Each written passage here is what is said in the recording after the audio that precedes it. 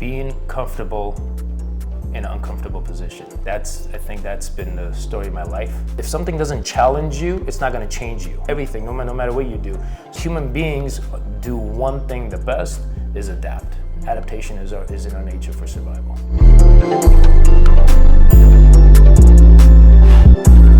Hello, and welcome to another episode of the Dope Designer Club. Today, my special guest is Harut Tovmasyan. Hello, Harut. Am I pronouncing that properly? Yes, on point. Thank you, thank you. So Harut and I met actually over his product, Blue Scorpion. We're gonna get to this. We're gonna get to this later. But I got to know Harut a little bit, and he's an amazing entrepreneur, a multiple entrepreneur, and somebody who I think has such an important message about health and wellness. And I guess like one of the things that I've really kind of appreciated about our sort of pre-interview was you're like a chameleon. You change, you change direction, you change your coat, and I love that about you. But I'd like to start off with a little bit about you. So Harut, tell us a little bit about who is Harut, where are you from, what's your family and childhood like, and how do you get, to be Harut today? Whew. Well, first of all, thank you for having me. I really appreciate this. It's good to have you. A kid with a dream, I guess, right? So our family migrated over from Armenia in 1990. I was born in Armenia, and I was 7 years old when we moved over. So I'm the third of 10 kids. So 6 of the siblings were born in Armenia, and the last 4 were born in United States. So third of 10. We migrated over in 1990 to Sacramento first. That was a, we didn't know anything. It was like a herd of people just going together, and then from there moved over. Lived in Sacramento for a few years. Then we moved over to Cleveland. Cleveland was cool. Then moved back to Sacramento a couple of years later. Then moved back to Cleveland again. It was like we were like this whole back and forth movement. Like a tennis match. Yeah, and I think that's why I always move around, is because I think my dad ingrained in that movement in me. So, but movement is growth in a sense, to be honest with you, and that's where I've gotten a lot of my experiences from, moving around and experiencing a lot of things. But yeah, and as a young kid, I've always dreamed big. I was always like aim for the stars, like really big things. And at one point, I wanted to be an actor. Oh, it's never too late. Yeah, it's never too late. I think I missed that. You gotta look at the camera. Missed that. But that's one of the main reasons I moved back to California from Cleveland in 2006. I came here, and I was like, I'm just gonna give it a push, and that kind of led into a lot of different opportunities. But my mindset was always, I'm not gonna be a broke actor. I'll work 2 to 3 times harder, but I'm not gonna be a broke actor, because I saw a lot of, when you go to acting school, you see a lot of other students, and you get to hear their stories and some of the struggles they're going through, or they're waiting. And God bless everybody. Everybody makes their decisions and their paths. But for me, I was like, that's not for me. I'll work 2 to 3 times harder, run a business, build a business, do that, and that's what it is. I just couldn't take that chance, because it's such a small, percentage that really makes it in the industry. So, and got into, we had a car dealership business, with my brothers and my friend. Oh, you didn't even mention this. Like, this is like even more. Oh yeah. This is even more stories than we covered. Yeah. No, in 2000. I love cars, by the way. Yeah. Really? Yeah, I just love design, and so cars to me are just like such beautiful, objects that you get to use also, and it's a thrill to drive them. And when it's well made, it makes that experience even better. Oh my God, yeah. So It's a moving expression. Oh, absolutely. Right? Yeah. So, but yeah, in 2006, 7, 8, we started the dealership, a couple of cars up in Sacramento first, and then a year later we moved it down to Thousand Oaks. Actually, first in Ventura and Oxnard, 2 locations, and then we combined one into Thousand Oaks. But it was cool. That was a fun ride. Got to really. No pun intended. No pun intended. Yeah. Good. That was a fun ride. We got to really experience the different type of a business that I've usually been in. I've done computer trade shows and. Yeah, I mean, I was going to mention you had a computer business, now you had a car business, then you had a fitness business, then you had a gym. So, yeah, you've kind of done it all. Let's go back to your childhood. Okay. This is like therapy. Yeah. I like what you said about, being exposed. Well, first of all, being from Armenia, so you're exposed to all these different cultures, and then moving around. And a lot of times, I think, and I have a similar background. I'm from Serbia, but then I, moved to New York, but then I lived in Iraq too. Yeah. So I feel like this experience, being exposed to different cultures and experiences, like definitely probably had an impact on you. You strike me as somebody that like can land on their feet, like anywhere you go. And a lot of times I think for children, especially like, we want them to have a stability and, they should go to the same school and all of these things. Tell me how this experience in particular, like, made you who you are today. Being comfortable in an uncomfortable position. I think that's been the story of my life. And I've had to always learn to adapt, to be comfortable in because I moved like 11, 12 schools. Yeah. I never went to a school back to back. So you're always the new kid. I'm always the new kid. Yeah. New friends, and then was that reset, cool? Reset, were the kids reset. like, oh my God, here's the new kid, or were they like bullying you? No, I wasn't bullied, but it was always. Oh, you're a guy. Yeah, and then I mean, my brothers and I were like little rascals. Like we always fought and we played, and being bullied wasn't the thing, but it was always like you're the new kid, and then by the time you get integrated and start making friends and get to know people, and then boom, you move again. So it was that consistency moving, and maybe that had its place to kind of like molded me from my childhood to be able to get comfortable in new positions, new environments, but. Yeah, it was at that time, it was like you just wanted to be in one place and be a kid, you know, but we didn't know any better. But I don't remember any, like some of the details I remember was one school I went to, they had tetherball. Do you remember tetherball? Tetherball. I don't know. I'm not you have from that. Here, so you have that. Like it's a circle with a long thing, and then the ball is tied to a string, and you have to hit it. I saw that in my daughter's school. To me, that thing is such a liability. Like I would probably not allow that. No. That was the fun. Somebody can get strangled. Somebody can get like smashed. Like that doesn't seem like a good idea. No, it was a very good idea. It was perfect. And this is why I think now. The kids back in our days to now is everything we're trying to be super cautious and super careful and we're way too we're babying everybody. It's called a helicopter parent. Like when you're helicoptering over your kid nonstop. Yeah, we didn't have that. My dad, we got threatened if we don't do certain tasks, certain things, but at the same time, it's what. Again, molds you. If something doesn't challenge you, it's not going to change you. Yeah, and that goes such a everything, great point. Right? Everything, no matter what you do. So human beings do one thing the best is adapt. Adaptation is in our nature for survival. I love that. I think that's like such an important and like vital message for anybody looking to start something or create something. And I think you're on the Dope Designer Club. You're creative in some ways. Like you're not creating maybe visual arts, but you're creating businesses and livelihoods, and you're definitely adding to society creatively. And I love that. Thank you. So let's fast forward a little bit. So I guess your last gig before getting into the Blue Scorpion you were into the fitness. You're in the fitness world. Tell me a little bit about that. How did you get into that? Where did that take you? What were some lessons you learned from that? That was by accident. And usually, you know how they say the best things happen by accident.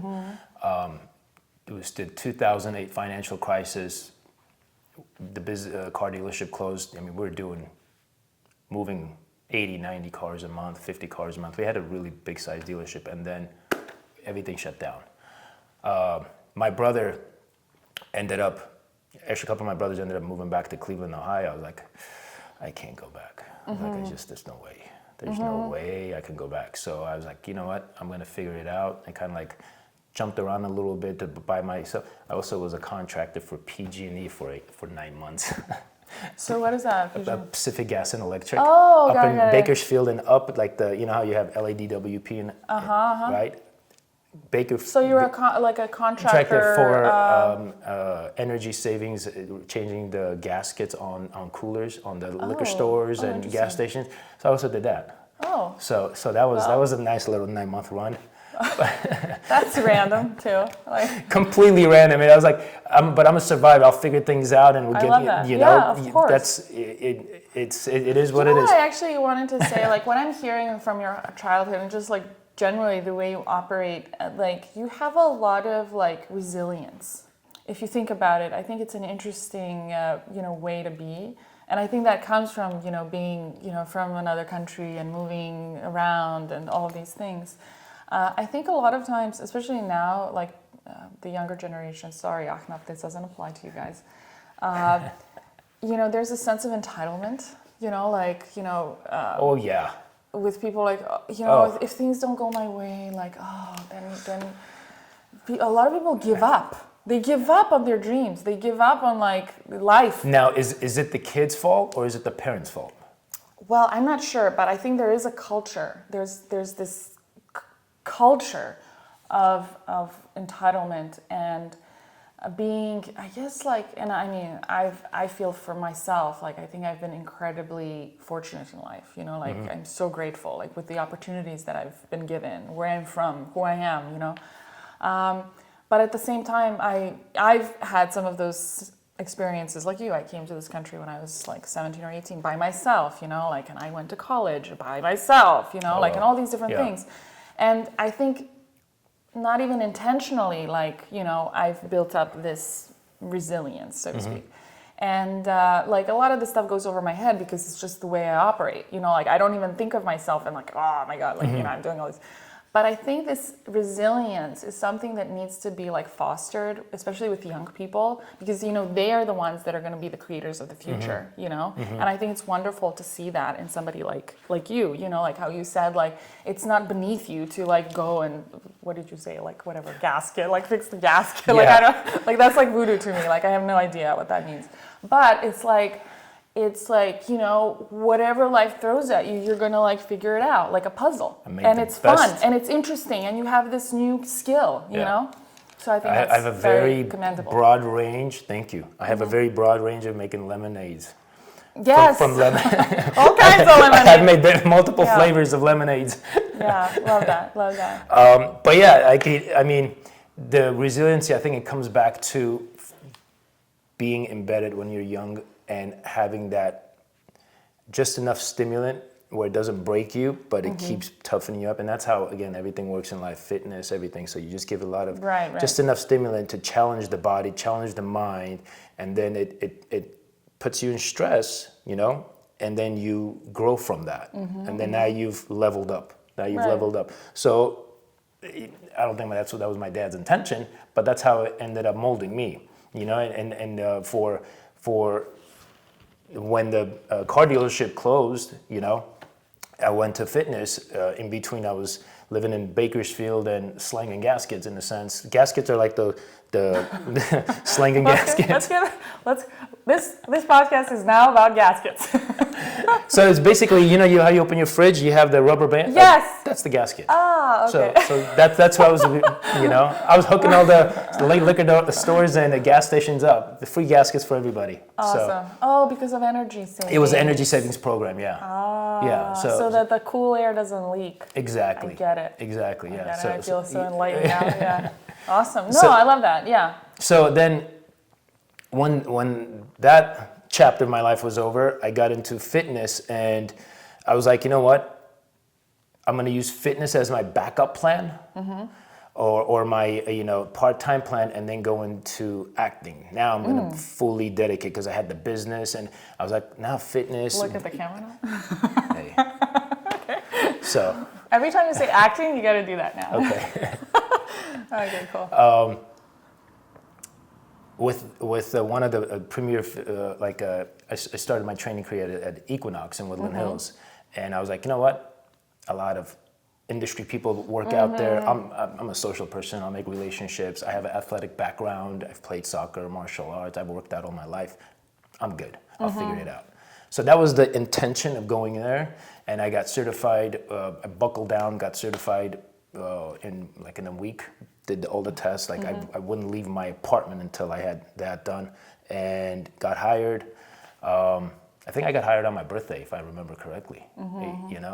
And yeah, so from there on, the new kid in an environment, and something clicked at that. Before it was all about working out and looking good and having muscles and abs and then you kind of start looking at fitness from a different perspective. I fell in love with it because it started teaching me a lot about just how life works, and I started seeing patterns in fitness and elevation of fitness and strength and fitness experience or performance or whatever. Those same principles applied to my life. I use those principles everywhere in my life now, and that's how I was able to kind of fine-tune my approach to business because again, if you came to me as a client, right? We're going to do an assessment. We're going to do a baseline assessment to understand what you can do, what's your movement patterns. Humans have 7 movement patterns. Every exercise known to mankind is based off of 7 movement patterns. Squat, hinge, vertical push, vertical pull, horizontal push, horizontal pull, and rotate. That's it. That's it. So using that understanding, once you can have a client that understands those basics and they can do that efficiently, now you can take them and put them into different environments and make them more successful. But the first rule was to make them understand the basic movement patterns. So that is when I'm assessing clients, I'm always looking for that. And every business has basic principles of business. Everything you want to do in life has basic principles of life. You try to identify now, all right, what are the basic principles in this situation? Where do I need to look? Where am I? So if somebody is an athlete, they have the basics, we can progress. And if they don't, I have to teach them certain things. I have to correct 1 or 2 things. So that's the modality that I use now. And it makes total sense. yeah. The way I see it I'm an architect. There's structure and there's process. Yes. And then there's people. Yes. So it makes total sense. 100%, yeah. So, and spent about 3 years over there, and just had a really good manager that I soaked his knowledge. I soaked it like a sponge because he was willing to teach me, and we used to bump heads too. So, but about the business? No, just training, it was like that little bit of that ego. I shouldn't say ego, but pridefulness. But he saw that, he kept saying, "I'm going to teach you a lot. You just got to be patient." So his name's Cameron McGar. So shout out to Cameron. But yeah, and that's where it all started, and I love that. And then learning how to really start to identify fitness with quality of life enhancement, okay, and then taking that information and understanding how to apply it to sports performance or rehab. Or just life in Just general. life, yeah. I mean, there's that old saying, you have to have healthy body to have a healthy spirit. You have to be strong physically to do shit in life, Yeah. you know, like, pardon my French. Yeah. But I totally agree. I totally agree. And I think, I mean, fitness is something, and I think being in our bodies is something we all have in common too. Whoever you are, whatever you do, you know? So I like that. And the concept of mind-body connection is what kind of started triggering it more and more. That was something that we were saying back in 2011 to 12, and it's becoming more and more like almost like a statement, or like the way you want to be, because you have, before, spirit and physical, we thought it was separate, but they're all connected. They're all connected. Absolutely. They're all connected, and how you breathe and how your spirit is will dictate how tight your muscles are, how the energy flows through your system. Right. So everything is so connected, and yeah, I mean, it was an experience, and I'm very grateful for that. And being able to help people now to be pain-free, living pain-free. So you know. Or just to like optimize like 100%. whatever they're doing, you know, even if you're healthy. Yeah. You know, there's ways you can still kind of tap into that. I Yeah. think. Yeah, I love that. Definitely. And so I did that for 3 years with Equinox, and then moved out in 2014 and started my own brand.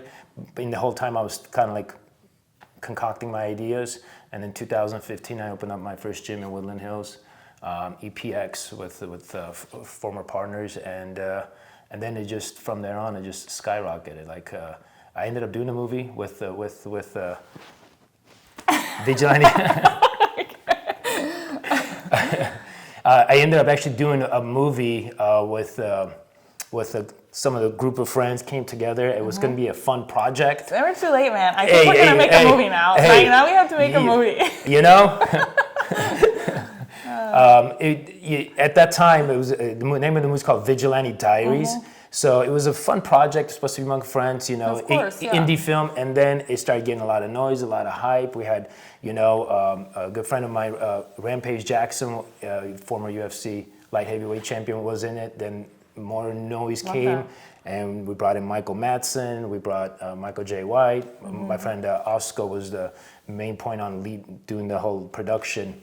So it was fun. How fun. Yeah. How fun. It was fun. Just it was an experience. And I think it's also cool to just like do, like, a lot of people think that, you know, professionally they have to do one thing forever in their life. You know, like for architects especially, because architecture is such a field, like you have to study, you have to get licensed. Yeah. But there's so many different things to do in whatever space you are. And I love how you are able to pivot and like expand. And how fun! Like the creative outlet. You made a movie. Yeah. Like how cool. Yeah. Exactly. And it's all about experiences. But we're definitely making a movie. Yeah, we're gonna make a movie. So we're back. So we were talking about the mind and body connection, and I guess like with that, you wanted to say something else. Like I kind of lost it a little bit. Yeah. Look. In the world of fitness, like that mind-body connection, concept or the saying has evolved more into the spiritual side, because now that we're understanding that more. But originally, it was from a fitness standpoint. It was like, are you cognizant of your body? Like, can you move efficiently? Oh, like mind-body connection. Correct, like mind-body motor skills. Exactly. It's exactly motor skills. Then the next one evolves into your spiritual. But for fitness, right? It's and even till today, you can see just how people are paying attention to their awareness. Like their awareness in a gym setting will tell you everything you need to know about their mind-body connection and how they work out. Because that awareness also tells you how they drive, what their awareness in driving is, what their awareness in public settings are, what their awareness in life is. That little glimpse tells you a lot about people. So when I'm working out, I people watch. I just watch. It is a big people watching space. It is. But at the same time, it's like, you know, first of all, you always got to keep your tools sharp. So I kind of like watch people how they walk. So I'm like looking at their gait. I'm like, okay, needs to fix that. The left hip my is lower, the goodness. shoulder's going to We were just talking about like how my posture was Yeah. awful. Like, No, you're good. I think for yours, because you're an architect, you had being in that rounded position, for work is what's kind of like built a habit. So what you have to do is, you just have to pull back. Right. And do more exercises pulling back instead of doing push, because 90% of the time in today's environment, everybody's right here. But especially for guys, they'll go in and do more bench to get their chest bigger. But you're on your phone But it like restricts this. them. You're on your phone like this. You're on your computer like this. You're driving like this. You're already in that kyphotic state. Start pulling back and Yeah. learn how to pull so you can have it straight. Now your chest but you pops see, out. like, just this one little movement, like, it's a different feeling already. Like, you feel different. You're open. Now you're opening Yeah. up your pathways of breathing. Breathing, okay? your heart, your neutral probably spine. circulation, all of 100%. this stuff. Yeah. So if you sit in that position, right? Okay. Now if I ask you to inhale, okay, now pull your belly button in. Pull your belly button in. Pull it in, but keep breathing. Keep inhaling through your nose. Pull your belly button in. You're going to start feeling your core turning on. Right. Just by that, that's exactly. a very simple core activation. Now you're getting that. Well, just sitting like this, you have to have your core. If you're like this, well, see? you don't you don't want to brace it, but you want to be like it's kind of like turning on a car. When you turn on a car, the car's on idle, right? So when you pull your abs in, now you're in idle. Okay, so when you push the gas, if you're on drive, push the gas, the car goes. Now when you're in idle, if I need to have a strength movement, now I can push from my core into the ground, because that's how the energy flows. It's kinetic chain. You hit the ground comes up, and then you perform that movement. If it's deadlift, if it's press, if whatever it may be, or just walking, running, sprinting. So having that idle position is only when you're about to perform. But when you're not performing anything, relax. Right. Just completely relax. Or else you're gonna start tightening up your diaphragm. Okay, then that leads to other issues, and then your change completely just falls off. I love that. Yeah. See, like, one of the reasons I'm doing this podcast is so I can learn stuff, and I'm learning. Yeah, definitely. It's good. So let's fast forward to the Blue Scorpion. So I thank you so much for giving me this to try out. I started it. It's been less than a week. So I think for me, this is it's such an interesting story, first of all. Blue Scorpion is a homeopathic remedy, right? And you can correct me if I say something wrong. But one of the main ingredients is actually coming from a scorpion that lives in Costa Rica, correct? Dominican Republic. Yeah. I'm so sorry. It's okay. So tell me your involvement with this and how did this come about? And I love that it's homeopathic, and I like this connection with nature. And how did you make that connection for yourself? Well, this journey started in 2004 when Dr. Arthur, our chief scientist extraordinaire, genius human being, an amazing person at the same time. He started this in 2004. He heard about Blue Scorpion therapy for other therapeutic benefits and stuff, and in the last 8 years, though, is when we really buckled down, and the focus was to bring this product to market. Until then, it was primarily in research and development.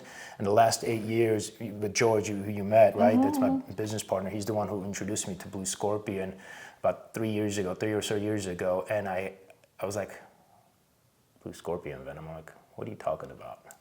When I heard Blue Scorpion, I was like, what? Wow, what's that? I was like, well, what's that?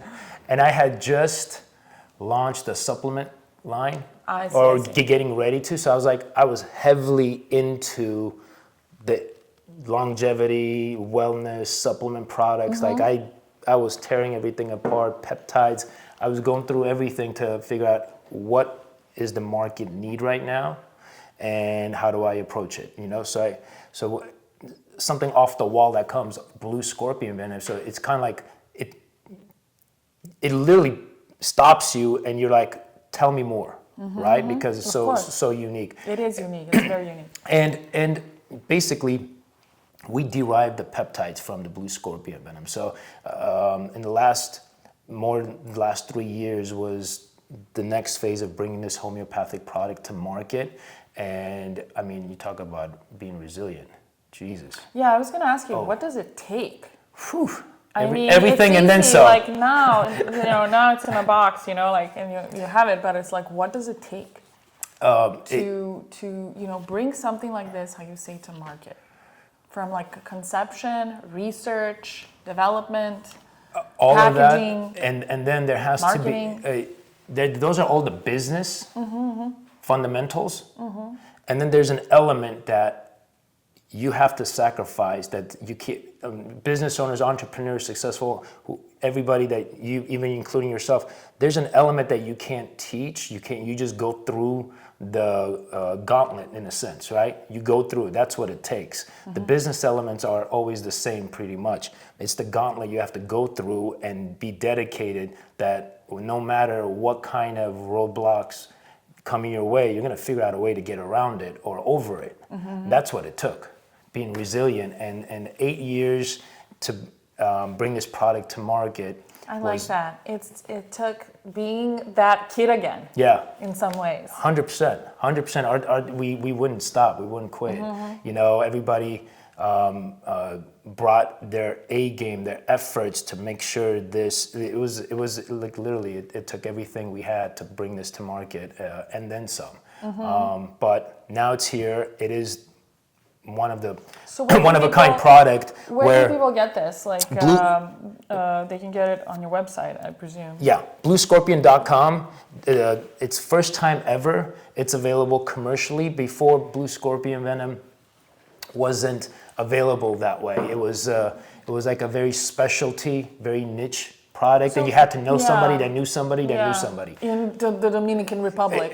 So it wasn't available, but now commercially, first time ever legally available in the United States as a homeopathic over-the-counter medicine, and it's a multipeptide. It's all natural peptides, amino acids, and minerals that are naturally derived from the venom of the blue scorpion. Are the scorpions hurt in this process? Not at all. Oh, no, not at all. Throughout the 10-year R&D process, the scorpions weren't hurt. The scorpion extraction is done manually. How much can you extract? How often can you extract? How much we need to leave for the scorpions to survive on their own? And then the purification process, the formulation. It was like a 10-year grind that happened to make sure everything is done in a humanitarian way. So the scorpions are not harmed. Also, scorpions are the Dominicans' pride and joy. They're like their natural treasure, So there's a lot of oversight on this in partnership with the Dominican Republic. Dominican Environment of Health. I believe that's their department. But yeah, it's a total body natural peptide, and now that peptides are everywhere, right? It's like, okay, now you have synthetic peptides, you have injectables, you have oral pills. What's the best, And ours stands alone completely from the rest because, first of all, it's Blue Scorpion Venom, powerful natural anti-inflammatory peptide, chlorotoxin peptide being the lead, and it's for every form of inflammation. Doesn't matter. It could be in the joint, could be in the intestines, like an intestinal inflammation or brain. Doesn't matter. Wherever inflammation is, it seeks, it finds, it helps relief, provide full relief. So we call it a multipeptide solution with full spectrum benefits, from medicinal to fitness to lifestyle enhancement, optimization. So that's the cool thing is when you have multiple, let's say you have an ailment, but you like to work out at the same time. Instead of taking a product for this and that, just take one product. And it's an oral delivery, sublingual, as you know. How convenient is it? Yeah, it's very convenient. I think what's interesting to me about this is, a few things. I love that it's coming from nature. It's like, anything that comes from nature is immediately, it's something that's not foreign to our bodies. It's immediately absorbed and processed. Right. So at the base, human beings we're amino acids, that's the basic building block of life, right? Minerals and fat. That's it. At the base, if you look at human body, at the base, that's what we And are. some inspiration. And- Some, definitely. And a the little spirit, bit. and the spirit, you know? Yeah. Then you have proteins and peptides, which are short and long form of amino acids in a bond. So you have proteins, peptides, so you're literally taking the natural substance that you were made out of, and the body's absorbing it right into the bloodstream. So you're getting 100% absorption, and that's why it's so effective. And then on top of that, there's a patented process we use to enhance the product, the molecules, and it's called a polarization process. It's a resonance technology that we can identify the frequency of the molecule, match it with our machine, enhance it, so the bioavailability, efficacy, and the potency of the product is increased, so your body's able to absorb it faster, better, and you get quicker results. So it's fast-acting relief, and it's natural. It's not a masking agent either. Right. So it's actually relief. So, and it's designed to be taken like a supplement every day. That's amazing. Yeah. Thank you. Thank you. I feel like, you know, we're like, to me, it just seems like how much you had to learn to do this is really incredible, I think. Thank you. Yeah. I mean, this is like, we're talking like chemistry, biochemistry, you know, like, I get it. I'm starting to understand a little bit more. You know, I think what I was focusing on is like really just kind of like my impression of it. But I think when you really dig deep, it's incredible that you've been able to get to that level of, you know, understanding in such a short time. You know, you're not a chemist by profession. No. And just like, you know, with how much passion you've kind of like attacked this is very impressive. Like, I'm like blown away. Let's talk about like something else here. I said inspired, and you know, aside from the blue venom, you know, I plan on using it to kind of, what did I say? Like when you got here, like to something to take me over the edge where I can be even more fierce. Yeah. You know, like. But I think, you know, what struck me about your story is, you know, you're essentially a healer. You know, like at the base of what you're doing through this is you're healing people, and you're helping people achieve something, like in wellness, achieve something maybe that's beyond, you know, what they think they can achieve, you know, just by laying around and like, you know, kind of the baseline, you know. And I think for something like that, you come from, I think, a brand of people that I know you're spiritual, but like I think there's a calling. It's a calling. So maybe you can talk a little bit about that. What does this, you know, it is an amazing product, but what does that mean to you? You know,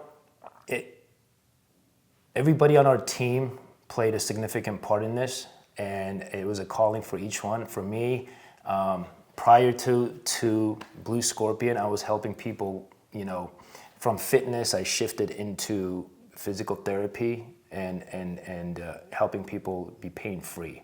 So, and I was really good at it. I was really, really good at it. So when when George introduced me to Blue Scorpion Venom, and then I really started understanding it. I was like, wow. I mean, think about it. You're helping people heal, you know, be pain-free, and then there's a product that you can take to the world and help more. And that's been our mission, is to help people and bring this product to the market. This was bigger than anything. It was like a calling for everybody. To be honest with you, that's the only way we that's one of the reasons why we persevered and we were resilient. And because there's days where, you know, I'm at a low and George picks me up and you know, because there's just like anything else, right? You have your challenges.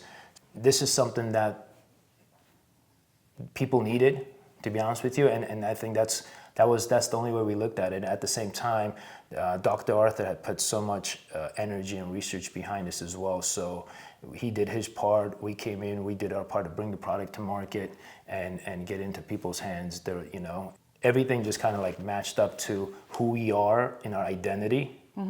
You know, what our mission is and how we care about people, and how we always try to help people.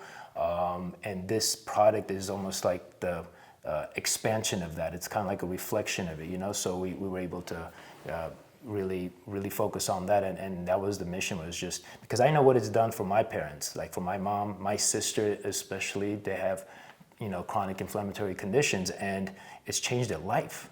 It's changed their life. My mom, she's type 2 diabetic, and she has a lot of neuropathy in her feet and a lot of arthritic pain in her hands, digestive issues, you know, and couldn't sleep. Like she was always 2-3 hours of sleep. You know, within a week, all of her symptoms kind of suppressed, and it completely changed her life. Same thing with my sister.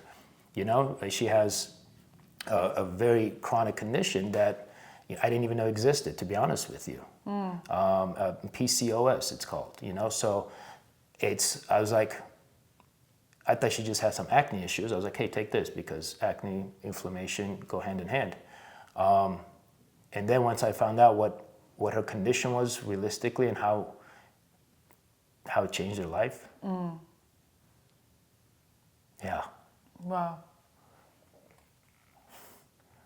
Yeah. Are you getting? Because as an older brother, you always want to help your siblings. Yeah. And when you can't because of a condition that's out of your hands, and then you find out about it, and then when she shares her story, and you're like, how long have you been suffering like this? Like over 10 years, 12 years? And she just kept it hidden. You know, nobody, like my mom knew bits and pieces, but no one really knew. And it was like a big anchor that was holding her down. And she's a very creative genius. Oh, the pianist. Yeah. Sister. She's very creative, from art to music to cooking, baking, like, and fashion. She's, you know, and you have this big anchor holding you down. Now that anchor's off. So imagine how many other people in the world are like that, that are so talented, but they have certain, you know, ailments that are holding them back. And, you know, inflammation being the root cause of, you know, a lot of pain that people have. I mean, now let's take that out of the equation. Imagine what you're unlocking with people. I love that. You know, so that's really powerful. That was the focus, to help people unlock their potentials, and that's what it does. And I've seen it firsthand. You know, so thank you. Yeah, that's an amazing mission. I love that. Let's shift gears a little bit. You just came back from a biohacking event. Yeah. Yesterday, and before we started filming, we started talking about the word biohacking to begin with.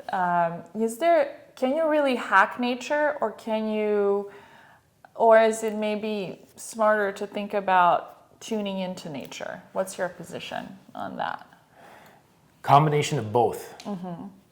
I think that going back to nature is step one of biohacking.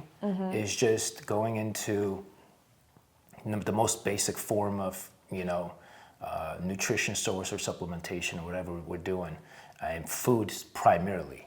That's the number one biohack, is sleep and proper eating. That's the primary two biohack moves you can do.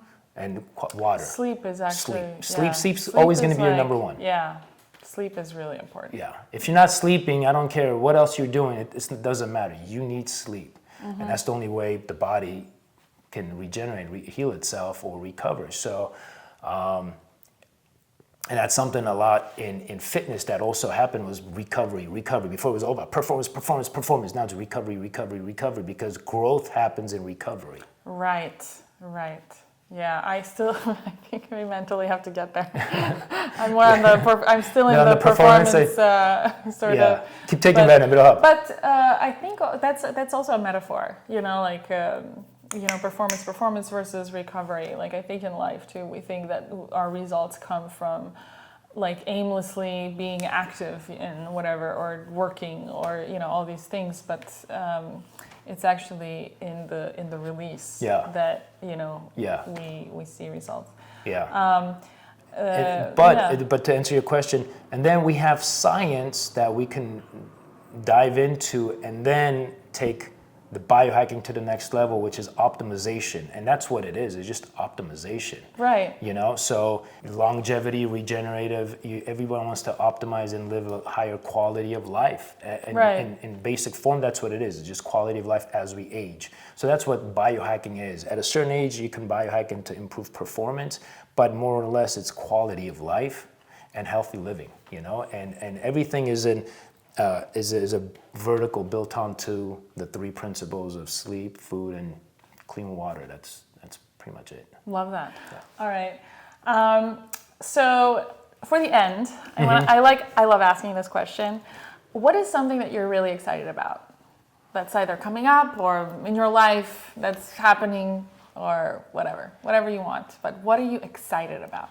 The next chapter of Blue Scorpion. And it's what we as a team created and what we had to go through to bring it to life, bring it to market.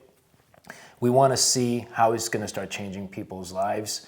We're very excited about that because I'll keep you posted. Yeah, hey, and it's really taking that next chapter and seeing where life takes us as well. So because life is a journey. It's like it's an adventure, right? So the hard chapters that we lived through, we've experienced that. Now we're into market. We're seeing great results with people's, health and wellness.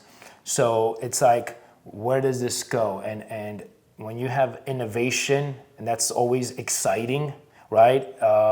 You kind of like start really looking forward to what's going to happen next. So for us right now, it's what's the next steps for Blue Scorpion? Where are we going with this? And we have a lot already in the works. So it's kind of like bringing that next step to life. So and that's honestly that's what it is to me right now. And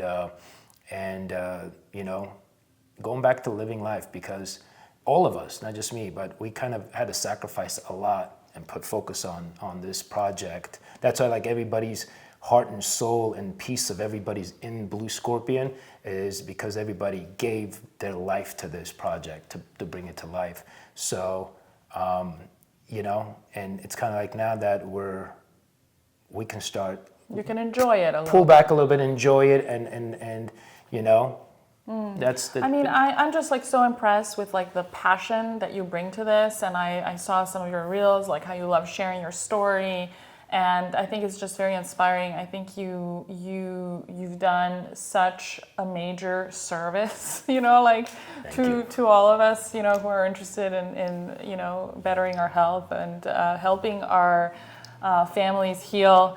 You sent me an extra one for my stepdad too, who's going through some health challenges. So I really appreciate that too, and I'm hoping it will help him as well.